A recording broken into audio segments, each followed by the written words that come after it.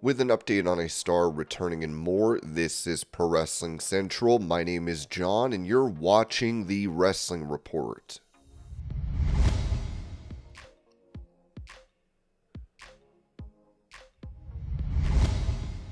Revealing a match that was supposed to take place, WWE Women's Intercontinental Champion Lyra Valkyria said this to Pubbity: "A match that got away from me would be to face Asuka. That would be pretty massive. When I was first debuting on Monday Night Raw, I'll never forget watching Backlash in France, and that's when I discovered what my debut match would be, which was supposed to be Asuka. Unfortunately, she got hurt, and I ended up wrestling Dakota Kai, which ended up being quite poetic in itself as we circled back to me and Dakota in a big history-making moment. But yeah, that would definitely be a nice match to circle back to get to wrestle Asuka."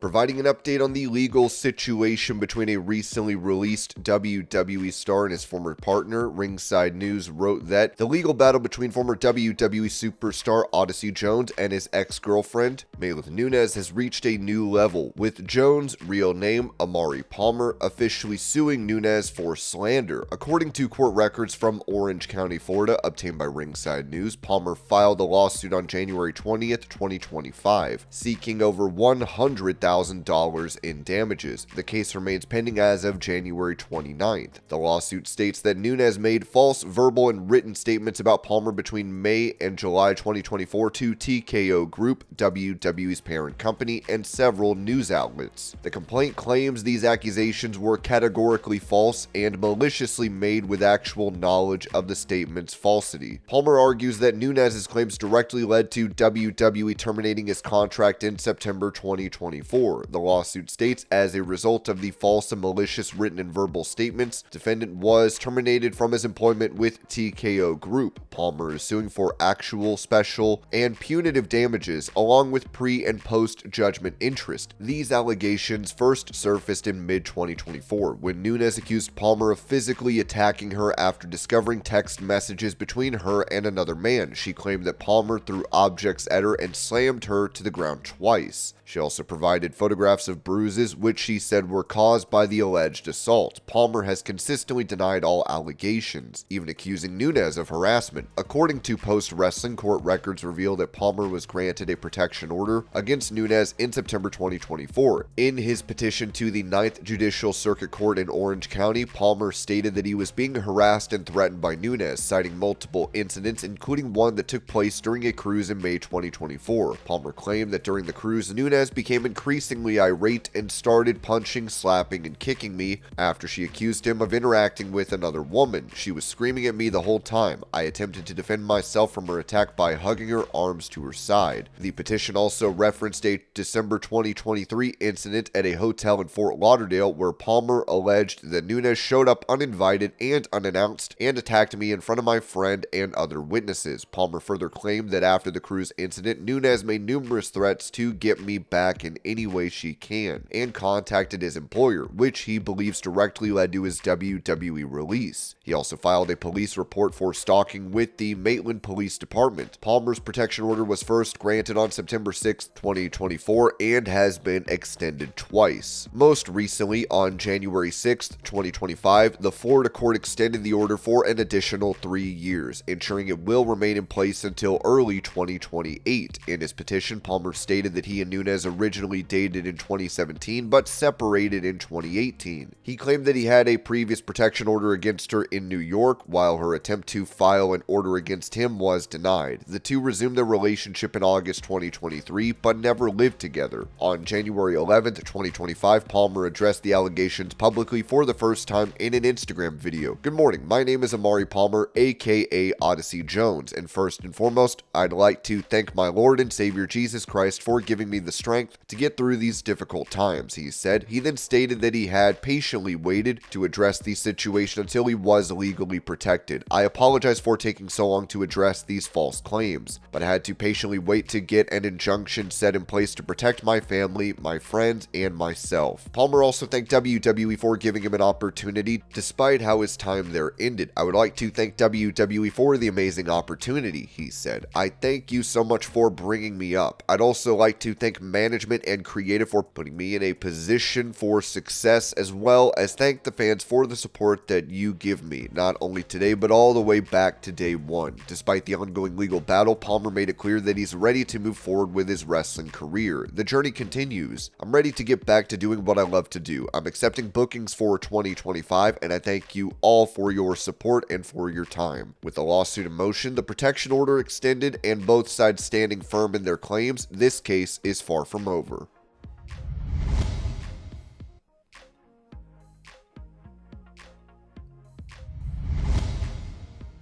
Asked if she uses cannabis, WWE star Mia Yim told the Speakeasy podcast, because it's marijuana, more legal, they've kind of accepted it. So before, that marijuana used to be on the drug list, and they took that off a couple years ago. So when I get home on Saturdays, I'll do that and just chill out all day. And then I get back into the gym on Sunday. Sunday through Wednesday, I work out.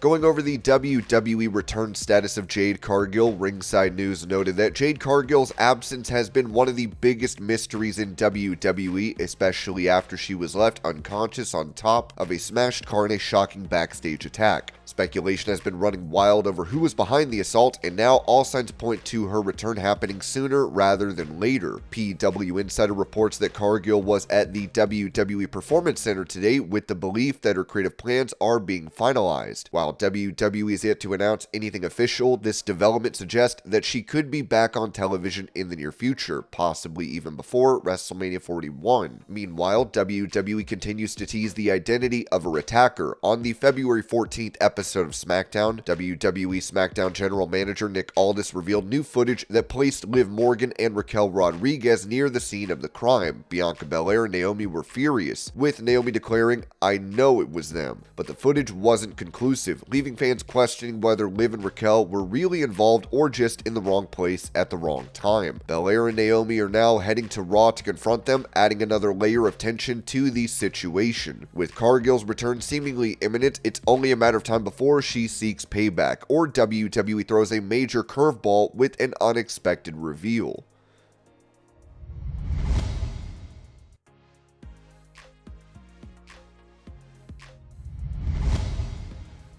Opening up on her signing a full-time ring announcing deal with TNA Wrestling, Mackenzie Mitchell told the Takedown on SI, "My release came at a very unexpected time. We didn't know it was happening. It was a surprise to everybody. My family, my friends, I think peers. But it helps you grow. It helps you learn and to kind of go, what's next? It's another skill, as I've mentioned, that I'm tapping into. From backstage correspondent to now really just embracing this new role as a ring announcer. I'm so excited to get to try my hand with some things and again make it my own. We all have these different sounds, these different perceptions of what these ring announcers should look like and should feel like, and so I'm really excited to be the full-time ring announcer for TNA and just make it my own and grow within this role. It's such a different skill to tap into as a backstage interviewer, backstage correspondent. That's really been my bread and butter for 8 years, 9 years in professional wrestling, so it's a different tone, it's a different conversation, because as a backstage correspondent,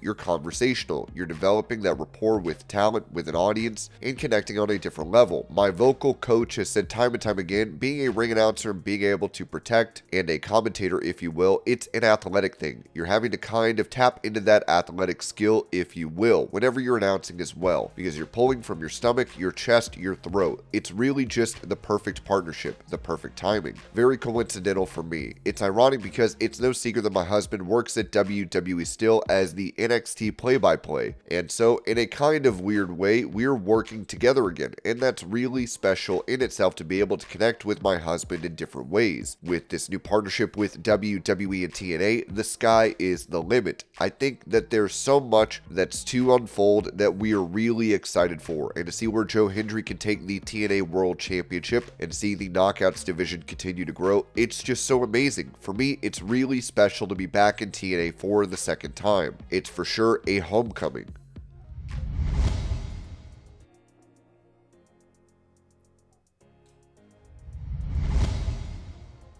Explaining the decision to turn down a WWE contract offer, Olympic gold medalist boxer Delicious Ori said this to TalkSport. I went to Florida for a week. I got to experience their shows, the training, the acting. It was beautiful and amazing. I got to meet a lot of these superstars, and I got the whole immersive experience, so it was a hard decision. It's one thing earning money, but it's another thing fulfilling myself in life. If I'm 60 or 70 years old, thinking, will I be happy if I go down the WWE route? I thought when I'm older looking back, as long as I give everything to boxing, I will be a happy man.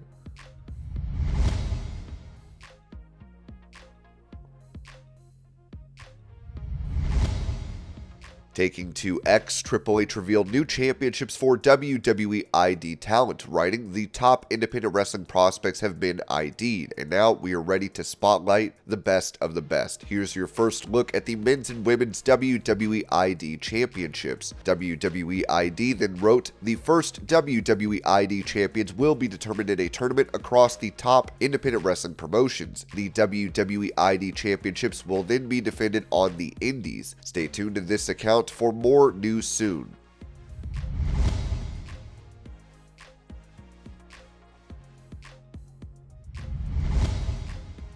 Talking about his reign as World Heavyweight Champion in WWE, Gunther told Daily Mail, "I don't think the last few months were ideal for me. I lost to Cody Rhodes, and then everything that feud with Damian Priest, it didn't allow me to show the best side of me, if that makes sense. But I think now I'm back to my old self. I feel my mojo again." Gunther then said this about a potential showdown against John Cena. "It's the last chance to get in the ring with him. So if that ever becomes a possibility, I would definitely take that. John Cena is obviously one of the wrestlers. You can put him onto Mount Rushmore. If I get the chance, I would definitely like to do that. Let's see how it plays out. Maybe I can end up as his last chance to win a championship at some point in that year, and I can be the one that crushes all those dreams. That would be very enjoyable."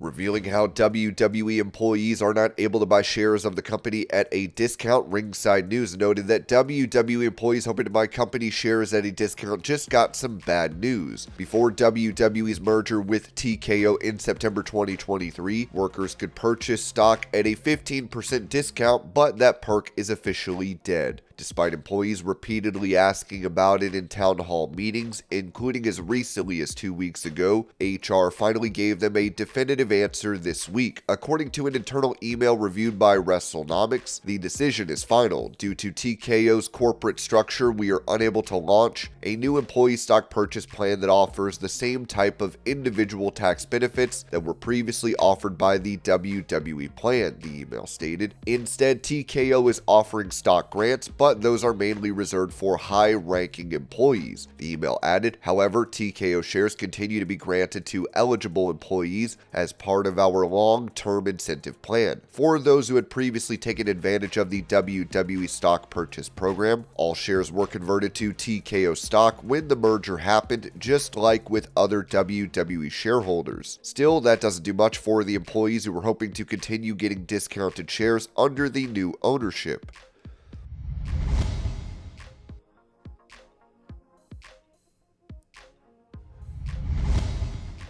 Addressing the fact that her X account has been hacked, Asuka said this on social media. "Hey guys, I'm filming this urgently. Since yesterday, my Twitter or X account has been hacked. If you see any posts from my account promoting products, services, or sharing suspicious links, there's a high chance it's a scam. Please be careful. Sorry for the trouble." ということで、緊急で、動画を撮ってるんですけども、昨日私の Twitter、X アカウントがハッキングされてしまったんです。もし私のアカウントで、商材や商品の紹介とか、URL のリンクで誘導された場合、詐欺の可能性がものすごい高いので、ご注意してください。迷惑かけてほんまにごめんなさい。ということでした。And this was your pro wrestling news update. I hope you're all having a great day. Thank you so much for watching, and I will see y'all later.